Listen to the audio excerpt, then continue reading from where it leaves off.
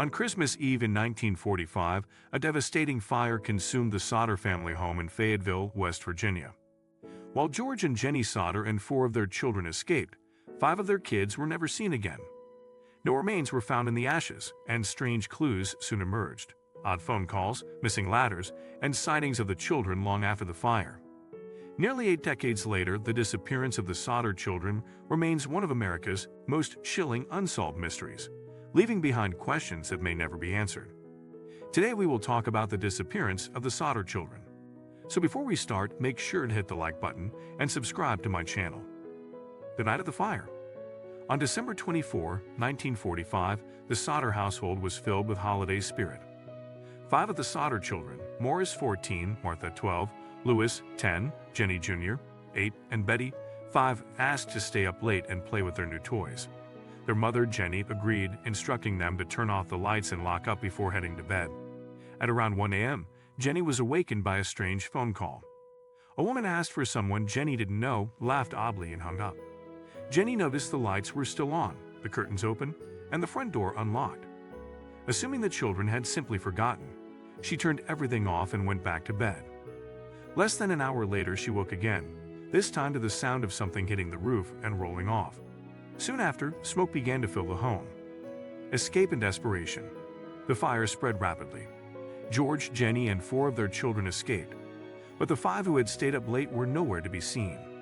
George tried to save them, smashing windows to get back inside, burning his hands in the process, but the staircase had collapsed. He then attempted to use his trucks to climb up to the children's bedroom window, but both vehicles mysteriously wouldn't start, despite functioning perfectly the day before. With no other options, they watched helplessly as the house burned to the ground in just 45 minutes. Suspicious circumstances and unanswered questions. At first, the fire was blamed on faulty wiring. But Jenny had seen the Christmas lights still on as the fire began, something that would not be possible if wiring had failed. More concerning was the fact that no remains were found in the ashes. Authorities assured the family that the fire had been hot enough to cremate the bodies. However, Jenny found this hard to believe. She began testing the cremation theory herself, burning animal bones, and noting that even after prolonged exposure to fire, the bones did not fully disintegrate. Further forensic experts later confirmed her suspicions. Bones are rarely completely destroyed by house fires. Theories and leads ignored. What followed was a series of frustrating encounters with authorities, strange occurrences, and clues that deepened the mystery rather than solving it. A coroner's jury quickly declared the children dead due to the fire, and the death certificates were issued. The fire chief later admitted he had never thoroughly searched the debris.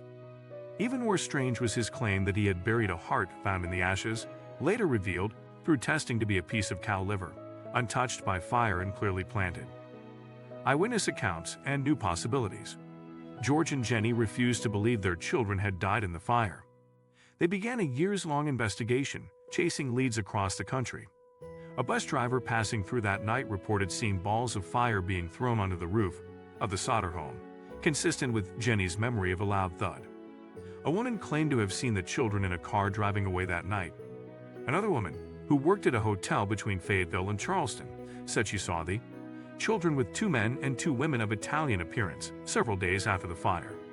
Each time the Sodders brought these leads to the police, they were dismissed or ignored.